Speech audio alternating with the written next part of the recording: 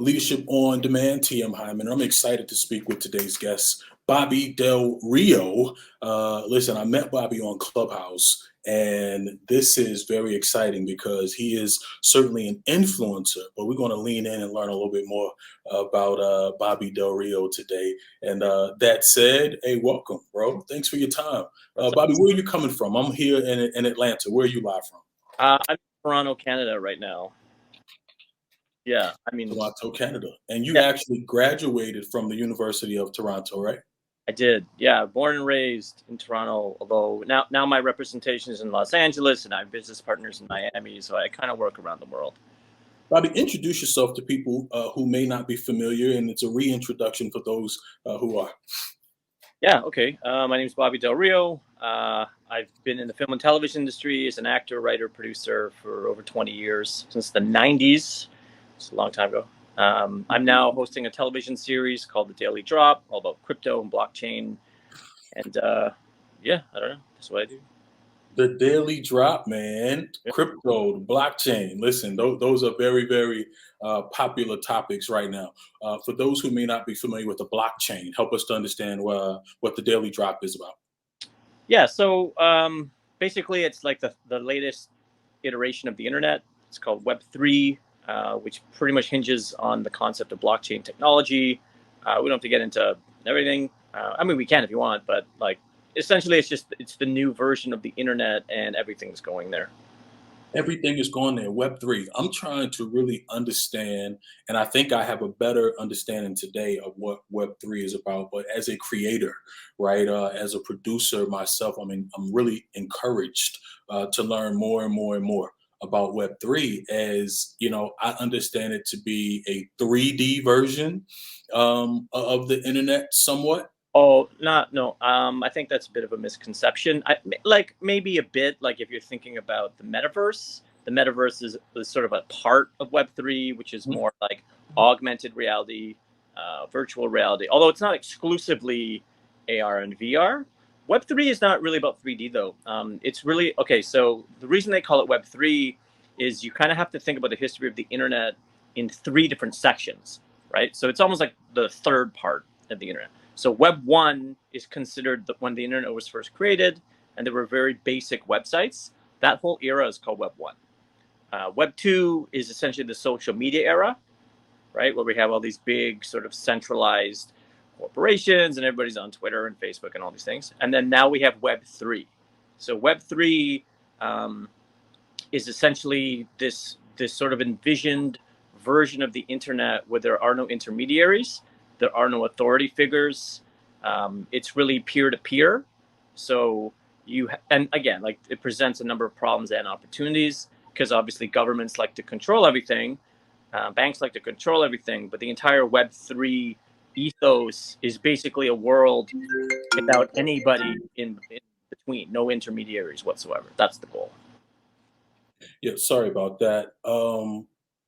Thanks for that explanation because you said augmented reality, which is a lot different from, I think, the 3D that I envisioned. And so, yeah, thank you for that explanation. But Bobby, you're an actor. You are a filmmaker.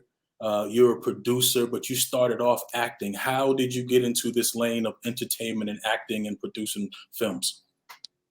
To be honest, like look, I'm 44 years old, right? So I've been doing this. I've literally been being paid to act for 30 years.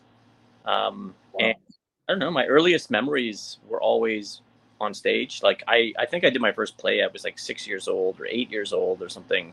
So it's kind of just what I always did. I never really set out to like be an actor or anything. I was just kind of always acting. I was like the lead in all the plays in grade school and high school. Yeah. And then I did make a shift. So I was in economics at the University of Toronto. It's one of the best schools in Canada. And I just was very sort of unhappy. Like I just didn't really want to be there. And then I decided to make the switch to theater. And then I graduated in theater and I became a classically trained actor. And I learned playwriting. And then from there, to be honest, my career took off while I was still in university. Like I had a 30-minute television documentary done about me while I was a student. And then I kind of never looked back. And I graduated in 2001. So it's quite a while ago. You also founded and is president of organization called Include, Mhm. right? Include one of the largest multicultural, film and is it theater, film, and television, or in Canada? Yeah, so essentially, yeah, it's funny because I'm talking about myself, so I don't want to sound arrogant, but it really kind of revolutionized multiculturalism in the Canadian entertainment industry. So essentially, what I did, it was really just free software. It was really a Yahoo group, and then I turned into a Google group. But I essentially created the first online network between all of the different cultures in Canada, so we could sort of help each other, support each other, fight racism together, and also give people jobs. So I did that when I was 25 years old. Wow, that's pretty amazing, man. And 25 years. Well, not 25 years. You said 20 since you started it when you were Yeah, 25 years old. so that was about 19 years ago. But yeah, almost 20 years. Well, congratulations to you on that. So, like, who was your greatest inspiration when it came to just theater and arts? Was it something that just, I mean, since you were a kid, you wanted to do? Were you inspired into it? Yeah, I don't know. There was something about, you know, watch TV shows or something, and they really like the show and they get into it. But for me, it was like, I don't know how to explain it. It's like I live there. Do you know what I mean? It's like I get so sucked into the, I don't know, image, whatever it is. But I think that those of us who are artists and who are in the field, because I talk, obviously I have a lot of friends who are also performers. Um, we all have, I think, a similar experience where it really connects to us deeply, right? So there's something about, I don't know, storytelling when you're doing the thing that you're meant to do. You just feel it in every part of you, and I guess I always felt like that even when I was a child.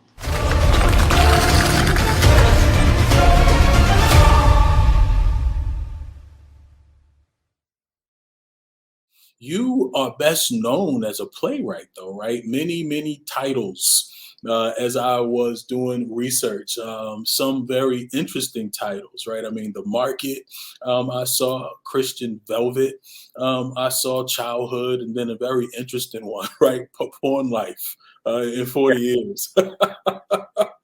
Many titles. Where does your inspiration come from, Bobby? Um, it's funny because especially in the last couple years, with Clubhouse and now I have a TV show and stuff like, a lot of people kind of know me as a performer and a lot of people know me as a social media influencer, this kind of thing. But, for decades in Canada, what really broke me as an artist, even more than a performer, was my ability to write plays. And, it's funny because I always tell people if you want to see the evolution of my life, my humanity, it's like read my plays in chronological order. Now, I don't know who wants to do that, but because for me, it was really about whatever the thing that I was dealing with that mattered the most to me in my life was, I would write a play about it. And I never set out to be like a playwright. It was never really a career for me. It was like just full artistic expression. In a way, it was almost like journal entries. But then every time I would write a play, my audience would get bigger and bigger, Yeah. and I just got so much publicity doing it. I just kept writing them. So yeah, that's my playwriting. Wow, you said you never really sought out to be a playwright. You just kind of, expressed yourself, and it just happened. So to me, it's like some passion has to come out of writing. Have you always been really good at writing? Uh, you know, I, Expressing yourself. I mean, put it this way: I was an A student in English every year, but I was an A student every subject every year. So I don't know. Like, yes, I guess. I think I'm pretty, familiar with the English language, and Okay. I worked really hard to understand structure. And I don't know, my plays have always connected with an audience. So. Yeah. Let's talk about leadership, right? I mean, you are um, like you support in a major way the real world film festival, right? That goes on in Canada, and it's been going on for a long time. Sure. You've been responsible for the feature, like the Yeah, program, you're the programmer for the feature.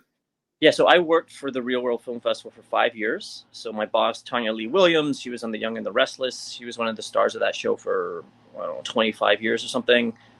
So I worked, directly for Tanya, who's been like a mentor for me in the industry. And my job, I was the Canadian feature film programmer. So essentially my job was to select and find and curate the best multicultural films from all across Canada, and program it at the Real World Festival, which is the most prominent multicultural film festival in Canada.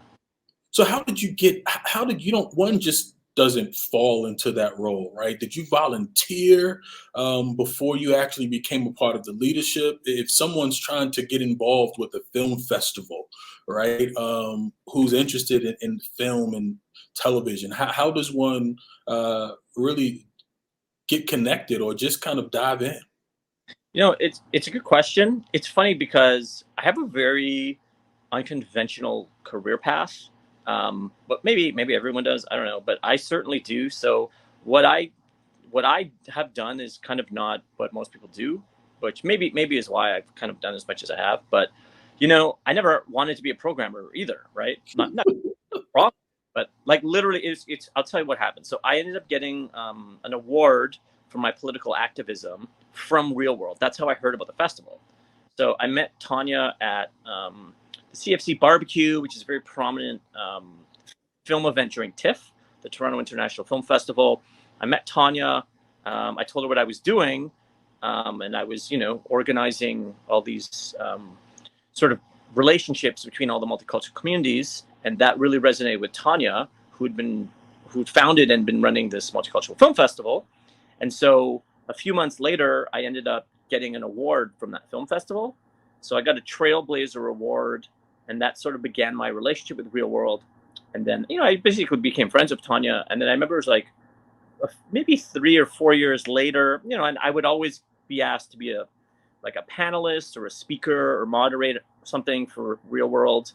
And then one day Tanya just emailed me and she said, "Hey, do you want to be a programmer?" And I went, "Of course. Hey, what's a programmer?" And yeah, I just kind of went from there. So I guess it's relationships. But I was a pretty well known leader in the multicultural communities for many years. So it was sort of a perfect fit. I already had the network. Obviously my values were aligned with Tanya's. We got along really well, and then I just kind of learned the job of a film programmer. You just said three words that resonate with me very, very well, Bobby. And it is leader, it was network, and it was value, right? I think what we really don't understand is that we are constantly building relationships. Consciously and unconsciously, we are constantly building relationships, right? And so I think, for me, I try to help people to understand the value of creating value first, the element more so of creating value first, right? Because what you just described was you put in the work, you demonstrated leadership, right? And clearly you drove some results through your leadership that got you some attention.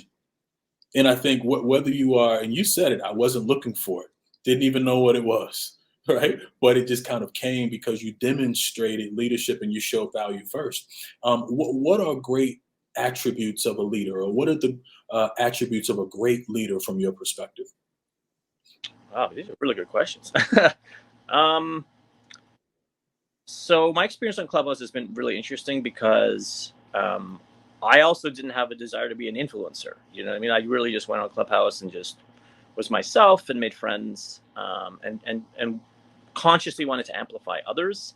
Yeah. But I think back now, and I guess that I was sort of demonstrating leadership qualities in a way accidentally, but Yeah. also if you track my career, I've kind of been a leader at every level of the industry my entire career, right? So look, I think that the reason that people connected with me on Clubhouse, and maybe in life, is that I think it's important to put the needs of the community ahead of yourself, right? So, I don't want to get too dramatic about it, but I did get death threats when I was a multicultural leader, Hmm. and I was fine with that. which sounds kind of crazy, but I guess for me, I was like, look, these issues need to be put forward, and nobody really wanted to stick their neck out because it could have meant their careers and it could have meant their lives, right? So I guess for me, I didn't really care about that because I just felt like somebody has to do it, and if I don't stick my neck out, um, nobody will. And I don't know if that was true, but that's what I felt. And I mean, luckily, I didn't get killed, which is good. And a lot of doors for a lot of people and getting people hired, and there's been a lot of progress, right? But for me, I think I never charged anybody a dollar. I had thousands of people in Canada who were part of the network, and I think when you really think about the needs of the group more than yourself, Mhm. that's the starting point. And I just don't think that we have enough leaders in this world who are willing to do that.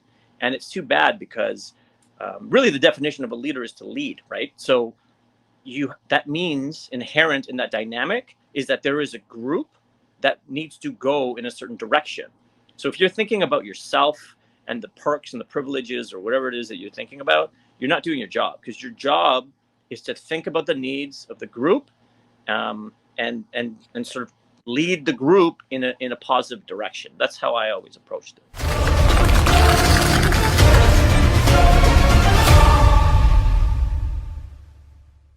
Thank you for the work that you do in the diversity and inclusion space, right? Because I think multicultural work, diversity, equity, and inclusion is extremely important. I think for humanity, right? And it's not always easy when you talk about death threats. Sheesh, and in this particular age, but we've seen society kind of shift, right, over the past few years.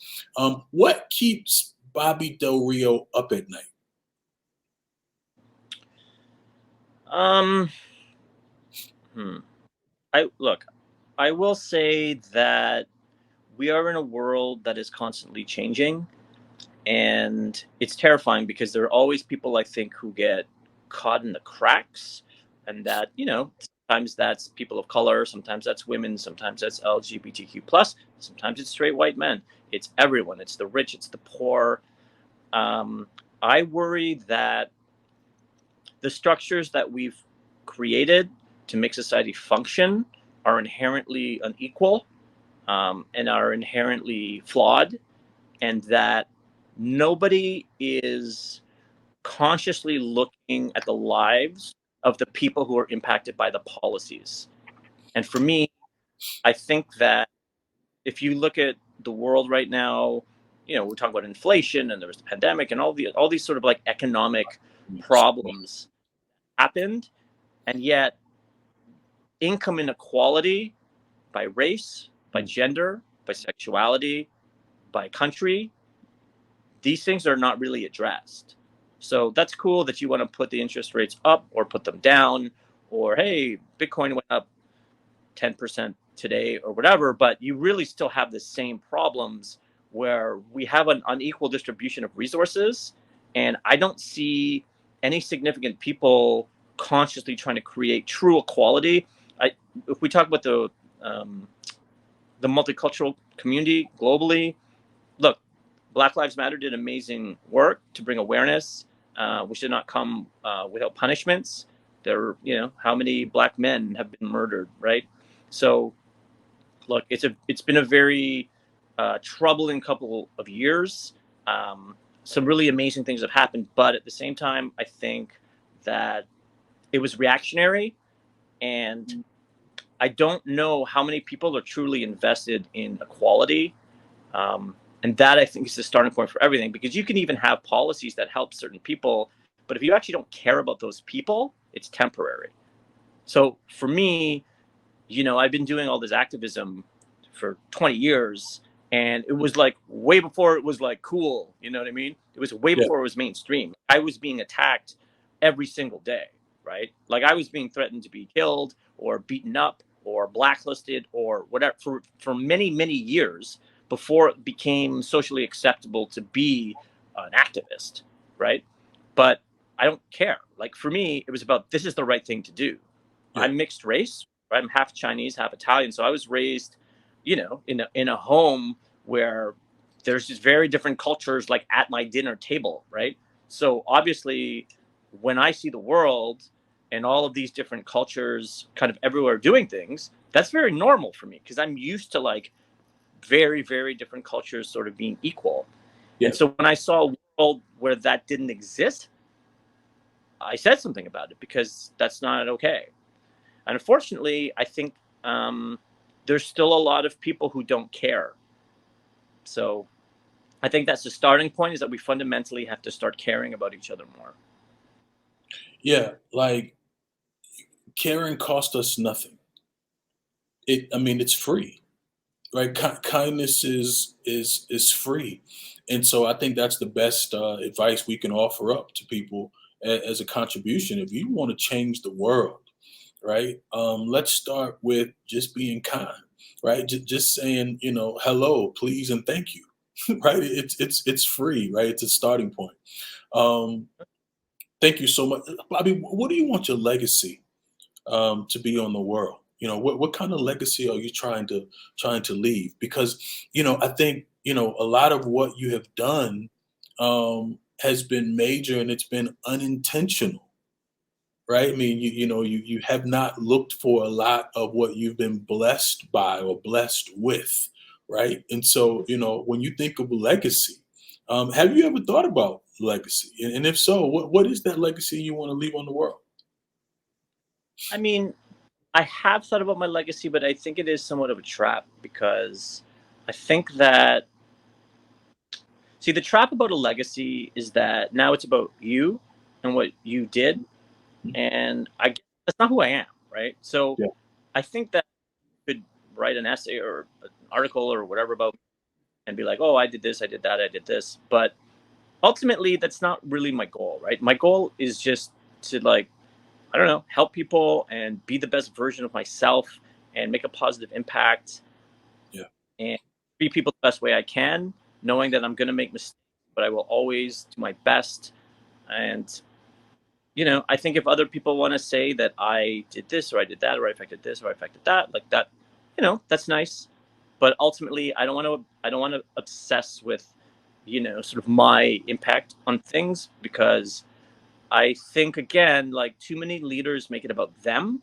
And for me, like, Clubhouse is a good example, right? There's too many people still on that app that the room's about them and getting followers and manipulating people and selling things and blah, blah, blah. Or for Yeah. me, uh, I was always about, let's get a good conversation going. Let's make friends. Let's help each other. Let's collaborate. In a way, I wanted to take myself out of the equation. Um, I don't know. Maybe that sounds a little silly because my club is literally named my name, but I didn't really know what else to pick. But for me, I never wanted to make it about me. I wanted to make all my rooms about other people, and I think that's kind of how I approach life.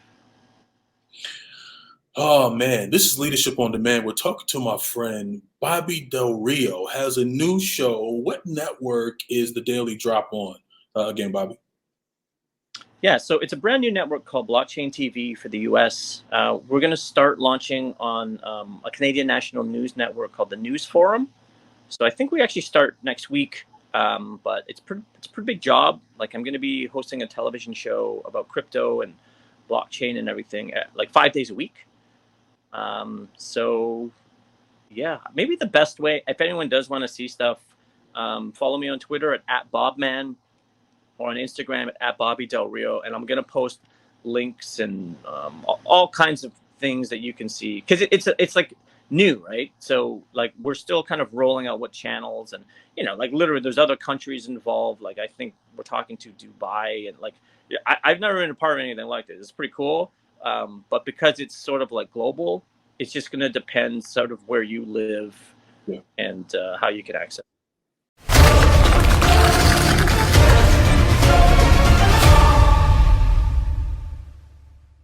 I've always loved your spirit. It's a very humble spirit. You are more of a listener than someone who speaks. So I can relate to that, as I am a forever student, right? I'm constantly listening. And so I think the arena, right? I'm in telecom entertainment. I've been in telecom entertainment for quite some time, technology, right? And so the things that you talk about, the rooms that you're in, for people who are not familiar, right? On Clubhouse, this Clubhouse thing is like a phenomenon, right? I actually met Bobby on Clubhouse. How did you land on Clubhouse? Was it just through the beta invites? Because that's how I got there, and I just never stopped coming. Yeah, I feel like I am a terrible interviewee because I wish I had more exciting answers, but I was really just invited, and I was kind of bored, and I just sort of started talking.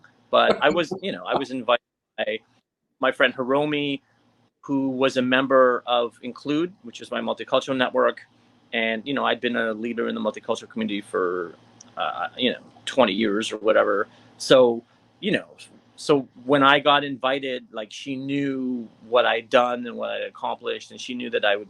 I mean, I guess it was her idea that I would be effective in that forum, and I guess I was, because immediately as I started speaking, just like anybody else, I raised my hand, asked a question, I would start getting modded, um, and then there were weeks where I was modded 100 times in a week.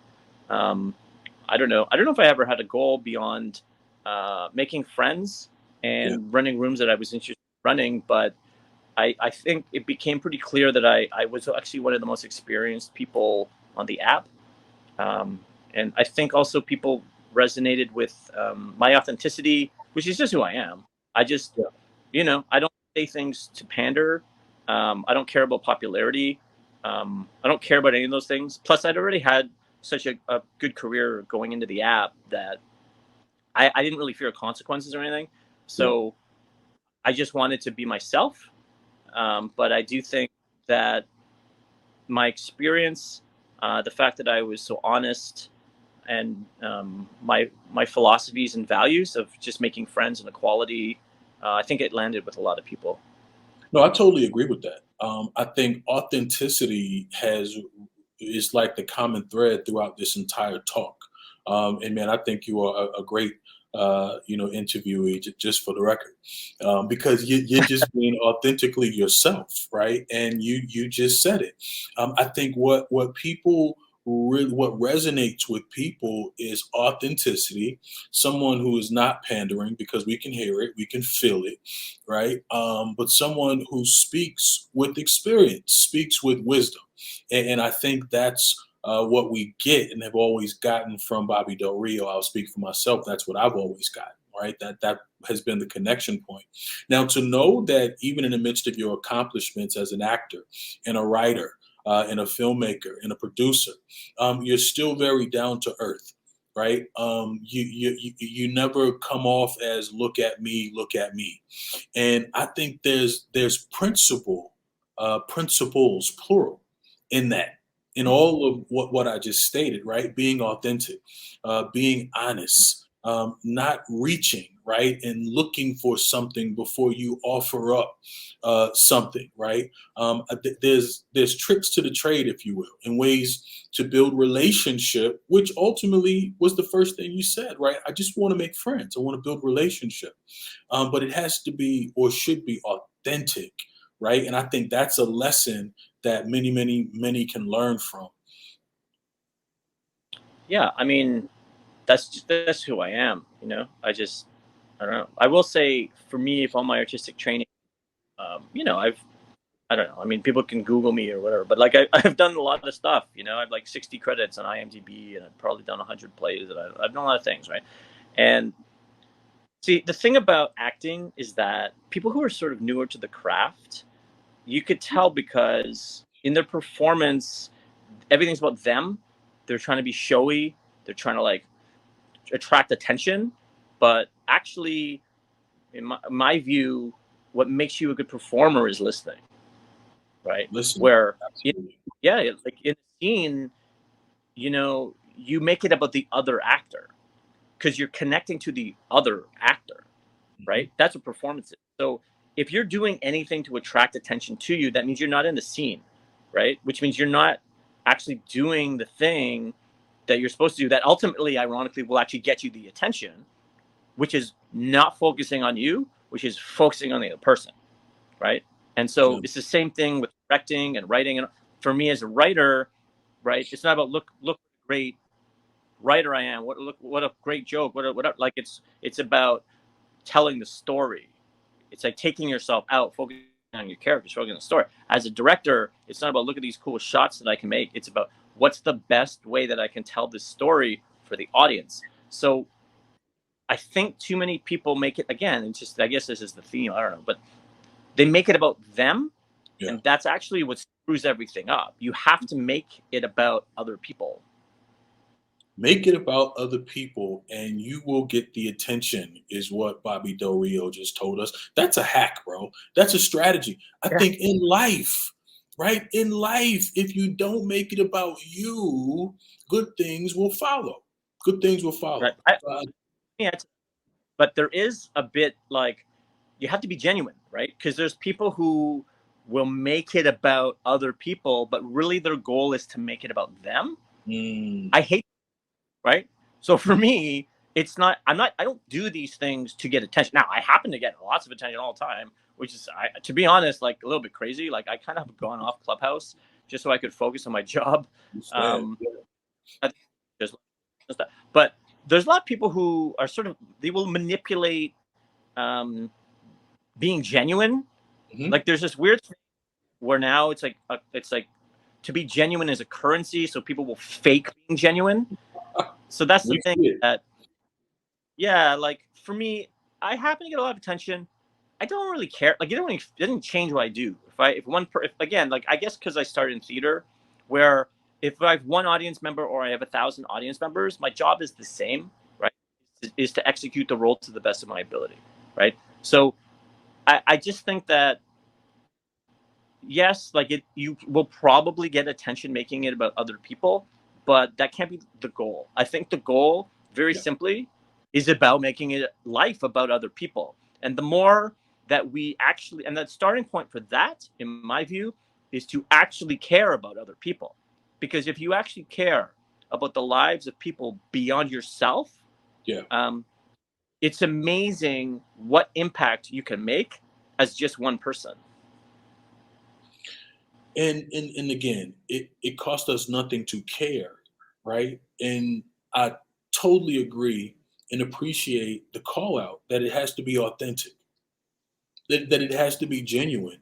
Because again, we can feel it, we can see it. And you flat out said, look, I hate those people.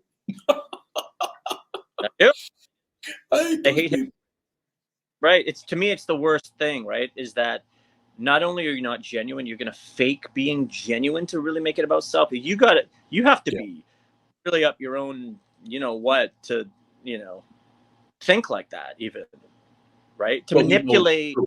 Yeah. altruism, but there's a lot of people who are doing it, especially because, it's too bad, but being genuine is almost like a buzzword now, right? So, Yeah.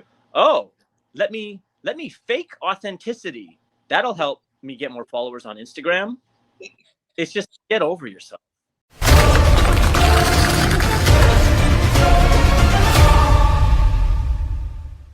As an actor and a writer and a filmmaker and a producer, like what has been what's two questions. I'll start here.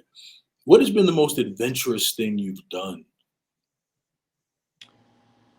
I'm sure I it's been mean, quite a few, like many, many, there many. I've done a lot.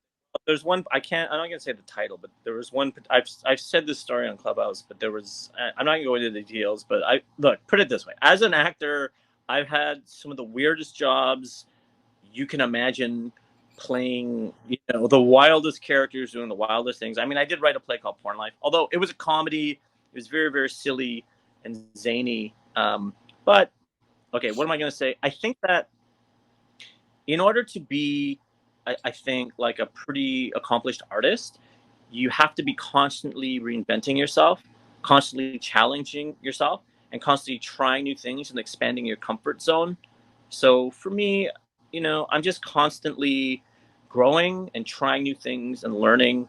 And I think it's easy to come across as humble when you actually are humble, right? Like for me, humility is the starting point. Like I go towards things that I do not understand and seek to understand them. But Bobby, come on, man. Like the most adventurous, like the most adventurous. Like you come on, man. You're in Canada, I, and those of us who are in other parts of the world, right? I mean, give us an idea of the fun you're having in Canada, man. Bobby, you have fun. Come on, man. You have fun. I put it this way, like I'm not how related it is to the entertainment industry, but I was in Texas hanging out with some friends like 2 months ago, and I jumped out of an airplane, and it was very random. It was like on It's very random. yo, literally hanging out. My friend Miko, and we were in Austin, Texas, and I met her brother Tim, and he's like awesome, and he was like this big skydiver, and we were just chatting Friday. I just met him, and he's like, "Oh yeah, like I love jumping out of planes," and I was like, "Oh, let's do it."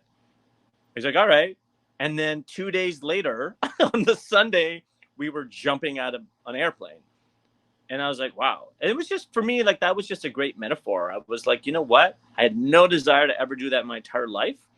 And then I met this guy, and I don't know, he made it sound really cool. I was like, what the hell? I'm gonna try it. Next thing you know, I'm 10,000 feet up in the air or whatever it is, and I just jumped out. It's pretty great.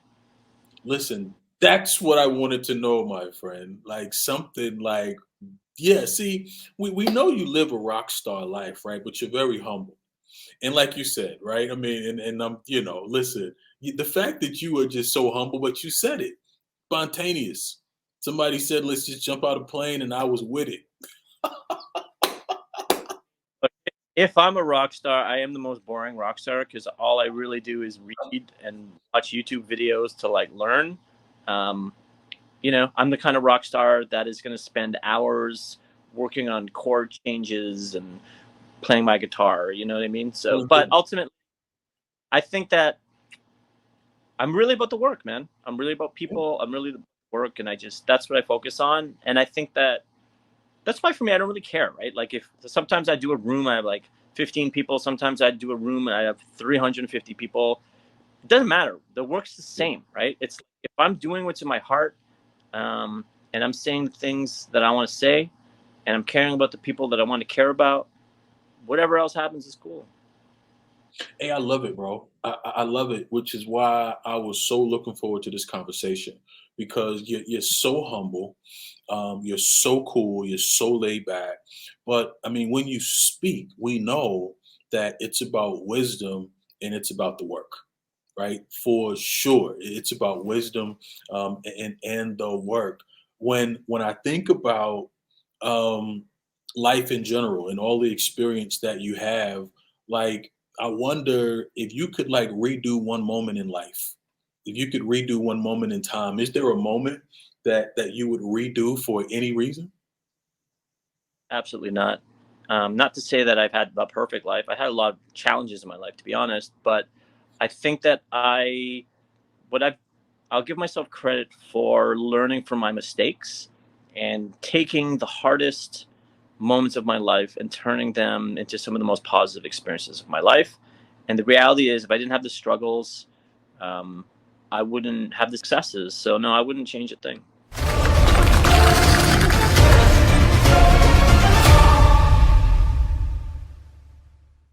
Bobby, I appreciate, man, you spending your afternoon here with me, man. And this has been a real treat, right? To get to know you a little better. I mean, you have a lot going on in my mind right now as I close out. Like porn life in 40 years is still in my head. I don't know why. Maybe I should go check it out, Bobby. Well, then, Uh, I don't know why, man. But again, congratulations on all of the work that you've done, the many, many, many titles that you have under your belt, bro, and for being as cool as hell, right? Because you are one of the coolest people who are most certainly an influencer on Clubhouse. But you're very humble, And I don't take humility lightly, right? I mean, there's a difference between being humble and having humility, but I think you demonstrate both of them in the midst of being, in the midst of being successful, bro. You just kind of show and prove that it is about relationships. It is about being authentic, right? And it is simply just about caring for people authentically, right? Genuinely. And I think you have just reconfirmed a lot of what we know about you already, or for those of us who know you, but for those of us who were just introduced to you, man, I think we get an idea. They get an idea. And so I appreciate you for spending your afternoon. Three words that describe Bobby Del Rio as we wind this down. Three words. Oh my God. Boring. Uh, Disciplined. Um, and learning. Boring, discipline, and learning. I think the latter two are necessary for success, right? And the discipline and the learning, they often seem boring, but they're very necessary, right? They're very necessary. Bobby, what advice would you give anyone today trying to break into theater, trying to break into film or television? Um, don't try to get famous. Focus on being the best artist that you can be. Don't try to get famous. Don't try to get Focus famous. on Number being one, the best artist.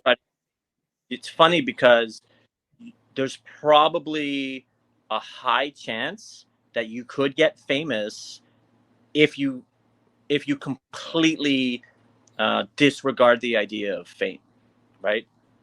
Like, I'm telling you, there've been times in my career, I've had a long career, where I'm like, oh, I know this will get me attention or whatever, or this performance will get.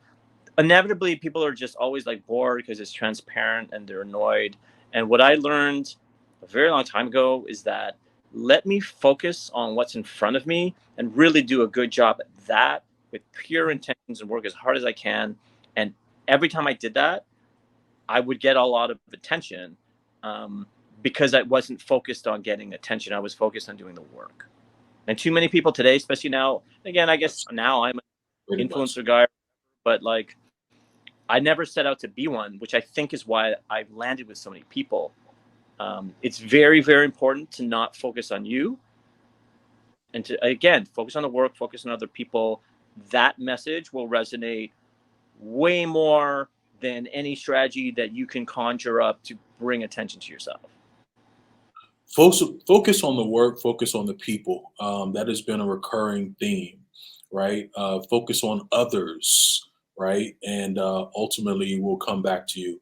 Bobby Del Rio, actor, writer, filmmaker, producer, with the long list Yeah. of titles to back it up. Google him, follow him.